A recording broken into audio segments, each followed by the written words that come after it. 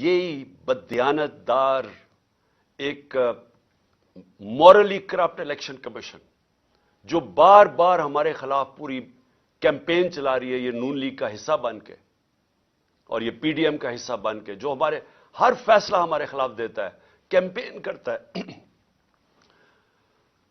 کیا کیس تھا؟ فورن funding case. پہلے پتا چلا وہ فورن فنڈنگ ہی نہیں تھی، پتا چلا کہ وہ اب پروہیبٹڈ فنڈنگ ہے۔ وہ کیس جو میں آج لکھ کے دیتا ہوں کسی عدالت میں جائے گا، یہ باہر پھینک دیں گے، کیس ہی کوئی نہیں ہے۔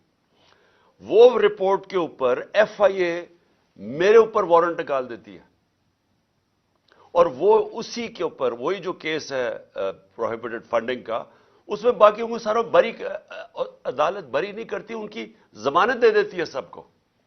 عمران خان کے اوپر وارنٹ نکلاتا ہے، اور ہر کوشش کی جا رہی ہے کہ کسی نہ کسی طرح تحریک انصاف کی لیڈرشپ یا عمران خان کو جیل میں ڈالو، یا ڈسکوالیفائی کرو، یا ہمارے لوگوں کے اوپر ہر قسم کا پریشر ڈالو۔